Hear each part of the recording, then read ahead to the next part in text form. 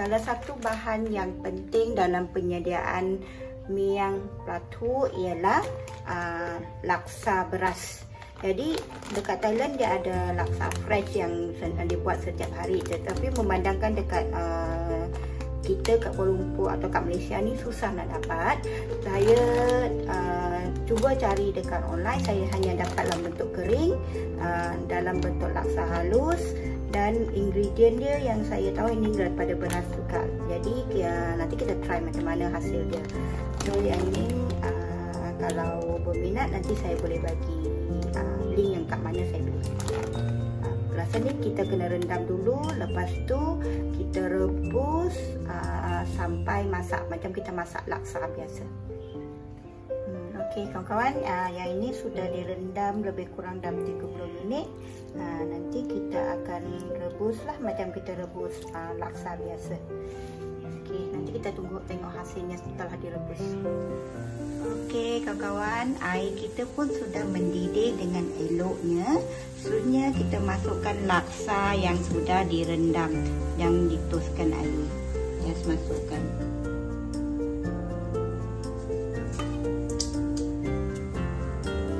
Setelah kita masukkan, kita kacau sedikit ya, sebab kalau tidak nanti dia ke bawah dan melekat dengan periuk kita. Sebab ini kan dibuat daripada beras, so biarkan sekejap.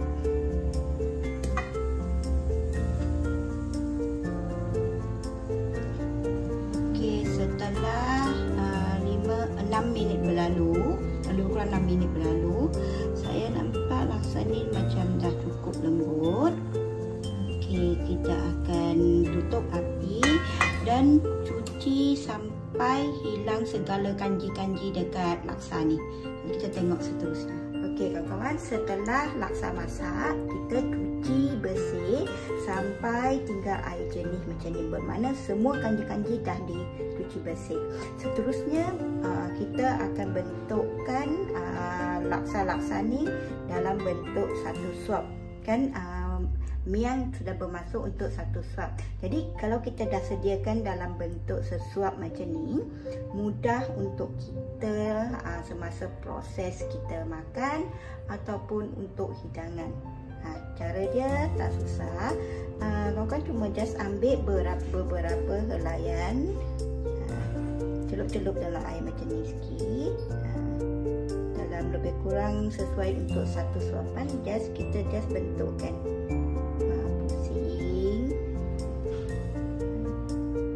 Dah dapat macam ni, kita pindahkan tempat untuk tiriskan air, lebihan air.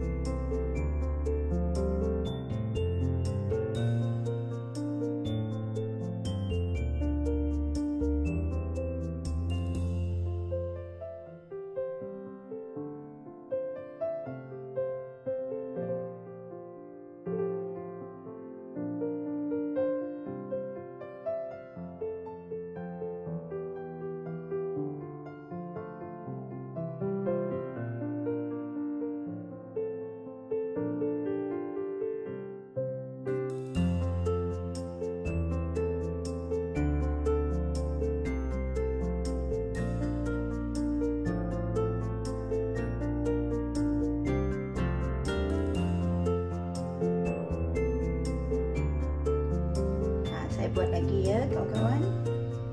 Ambil sedikit laksa yang paling ujung dekat kat tangan, start pusing. Mana-mana yang kita rasa selesa, kiri kanan kiri betul pulang, tapi biasanya saya akan mulakan kiri ke kanan. Okay, dah dapat bentuk ni, kita tiriskan air selebihnya. Ataupun kawan-kawan nak buat terus tempat-tempat yang untuk tiris air terus pun boleh juga. Just letak macam ni, cari tempat kosong, lepas tu pusing lah. Pusing sampai kita dapat. Okey. Ada orang kalau kita Biasa kalau kita nak makan dengan laksa Thai, biasa kita akan bentuk. Kawan-kawan, ini ada satu lagi cara untuk kita gulung laksa ni ya. Cara dia ialah kita ambil beberapa helai laksa ni dengan jari telunjuk kita, angkat macam ni. Lepas tu dengan jari tengah kita ke bawah kan, perlahan tarik, gulung. Lepas tu turunkan dekat tempat kita nak tiriskan air dia. Macam ni pun boleh juga. Untuk makan miang pla ataupun miang apa-apa je, kalau tak ada sos tak lengkap. So sekarang kita akan buat sos untuk miang pla tu. Bahan dia beberapa biji cili, kalau boleh campur warna hijau, merah dan macam orange ni, sikit macam ni. Kalau tak suka pedas boleh kurangkan. Okey, bahan yang pertama. Bahan yang kedua ialah bawang putih. Bawang putih. Okey, bahan yang kedua ialah yang kita perlukan ialah bawang putih. Kalau kita ada bawang putih Thai yang kecil-kecil dan sangat wangi tu, kita boleh tumbuk dengan kulit-kulit. Tetapi memandangkan kita dekat Malaysia ni susah nak dapat, jadi saya guna bawang Cina, tapi bawang putih Cina ni yang jenis kecil-kecil sebab dia lebih wangi sebenarnya. Okay. Cili, bawang. Lepas tu kita tumbuk. Tapi untuk memudahkan proses menumbuk, kita letak sedikit garam. Hanya sedikit saja untuk memudahkan proses menumbuk. Sebab kalau kita letak banyak, nanti kita akan guna nampla dalam sos ni. Nanti terlampau masin. Jadi saya gunakan garam bukit, sedikit garam bukit untuk mudahkan kita menumbuk. Okey kawan-kawan, setelah kita tumbuk dan agak lumat tapi masih ada nampak sepihan-sepihan ya, bukan betul-betul lumat, kita masukkan gula. Kalau kita ada gula Thai ataupun dipanggil gula kelapa, yang ni gula kelapa, biasa dia ada gula kabung. Kalau tak ada juga, kita boleh gunakan gula Melaka, ataupun kalau tak ada juga guna gula merah. Kalau tak ada gula merah juga, just gula pasir yang kita ada kat dapur lah.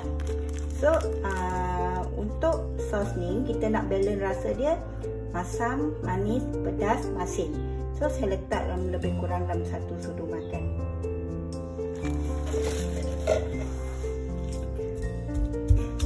Tumbuk, batikan. Kita tumbuk sampai semua bati ya. Kalau ada yang melekat dekat lesung kita tu, just gunakan sudu lah. Gunakan sudu, gaul-gaul. Okay.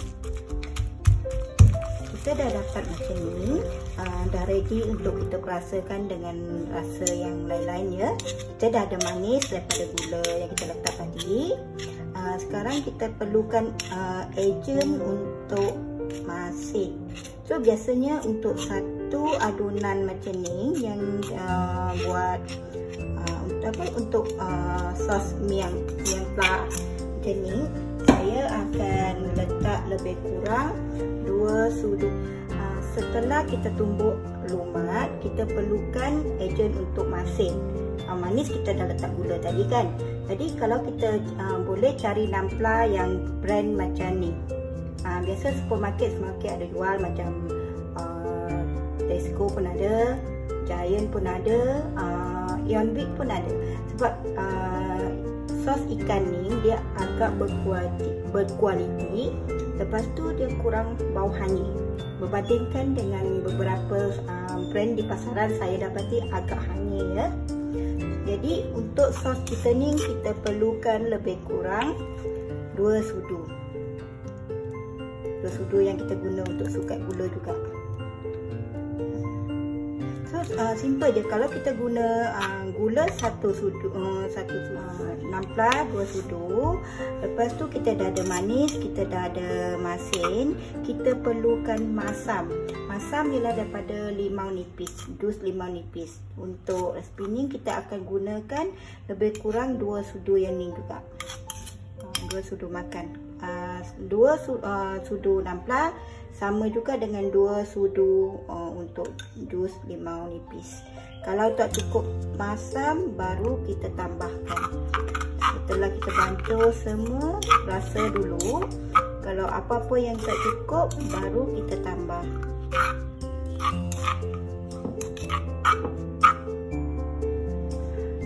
Untuk sos ni saya dah rasa, tapi jus limau dia kurang masam. Saya akan tambah sedikit lagi dalam 1 sudu lagi. Dan saya perlukan sedikit lagi nampla sebab saya tambah air asam kan. Asam limau tu nanti dia kurang lah rasa masin dia. Saya letak lebih kurang dalam 1 sudu. Okey. Sos kita dah siap. Sekarang kita akan mulakan hidang miang kita ya. Kalau kawan-kawan ada dulang kecil atau talam yang kecil, boleh gunakan ya, nampak lebih cantik. Tapi memandangkan saya tak ada, saya cuma guna apa yang ada di rumah. So untuk hidangan miang tak lengkap tanpa sayur-sayuran. So hidangan kita akan hias dengan sayur-sayuran dulu. Mulakan dengan sayur-sayur ya. Kawan-kawan susun lah macam mana pun yang agak ikut yang kawan-kawan suka. Taklah macam mana pun susun, just susun. Yang pasti kena banyak sayur, terutamanya salad yang daun macam ni. So kita just susun saja. Susun. Jadi untuk hidangan ni, saya nak naikkan seri sedikit hidangan. Saya akan gunakan sejenis salad juga yang ada warna sedikit. Jadi kita letak aje lah. Just letak aje. Susun.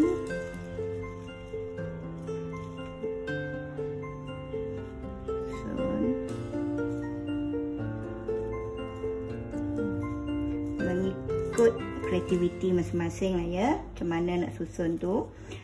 Bila dah dapat ruang macam ni, biar buat ruang sikit ya, kita akan adjust. Bila sudah dapat ruang macam ni, kalau ada banyak air titis daripada sayur-sayuran kita tu, just lap dengan tisu dapur lah ya, ataupun kitchen towel.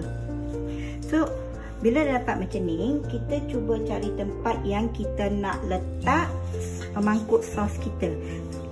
Okey, saya nak letak dekat sini untuk mangkuk sos. Okey, saya dah ada tempat untuk susun letak saya punya sos kan, dalam mangkuk kecil macam ni. Jadi seterusnya saya nak letak kita punya laksa yang kita dah rebus dan kita dah bentukkan sebentar tadi. So pastikan kawan-kawan bentukkan laksa tu dan tiriskan lebih kurang dalam setengah jam ya, untuk dia wholekan bentuk dia tu. Baru kita letak macam ni satu-satu. Kita susunlah macam mana. Just boleh letak hidang macam ni saja. Ataupun kalau kita ada anak-anak kecil yang nak makan juga, saya galakkan kita ambil isi saja untuk dihidangkan terus. Sebab anak-anak kan kadang-kadang dia tak pandai nak ambil hang dia. Jadi dah siap, dah ada ikan, dah ada sayur. Satu lagi yang kita tak boleh tinggal ialah sos. Sos yang kita buat tadi ya. Ini dia. So sos kita just masukkan dekat mangkuk yang disediakan.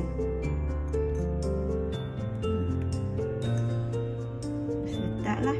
Kalau kita tak suka pedas, cara dia masa kita tumbuk sos ni, kita buat sos ni, kurangkan cili. Tapi untuk hidangan kita boleh letak cili padi sebiji-sebiji dekat tepi-tepi ni. Kalau siapa-siapa suka pedas boleh tambah sendiri. Miang pelatu kita sudah siap. Boleh dinikmati. Okey kawan-kawan, saya tunjukkan cara untuk kita makan miang kan. Miang pelatu. Cara-cara untuk makan miang pelatu, kita ambil daun salad, letak laksa beras yang kita dah gulung-gulung kecil tadi, ambil isi ikan sedikit, letak, dan kita letak sos atas ni. Sekarang bolehlah kita nikmati gulung macam ni dan boleh dimakan. Cukup segala rasa, ada pedas, ada manis, ada masam dan balance dengan masanya. Selamat mencuba. Satu lagi, kita cara untuk hidangkan, terutama kalau kita ada anak-anak, kita buang terus tulang ikan ni.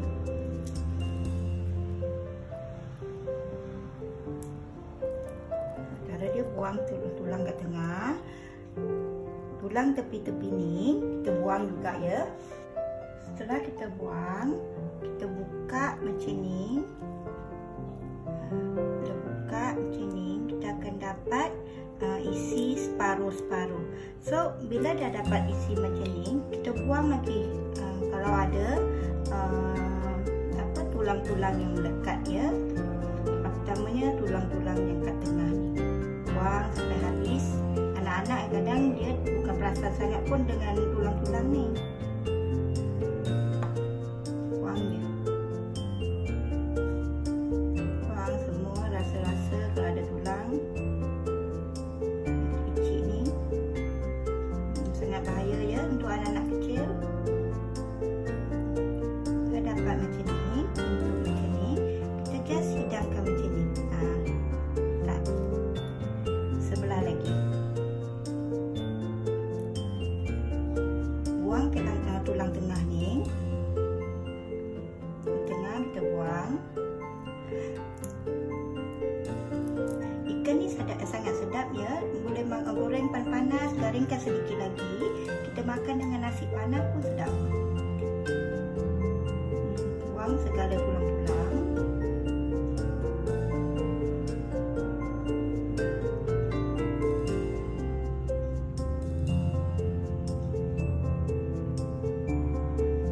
Mana-mana yang ada tulang yang kita perasan tu, cuba buang.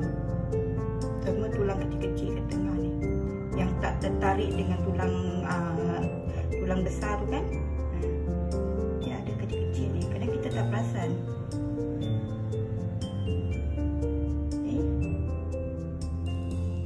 Okay. Untuk memudahkan kita makan, kita buanglah, terutama yang nak bagi anak-anak ataupun orang tua. Kadang orang tua ni mata dia tak nampak. Jadi dah bersih macam ni, just kita letak balik lah. Okey. Nampak masih cantik, macam masih orang kata macam nampak ikan seekor, tapi sebenarnya tulang sudah tak ada.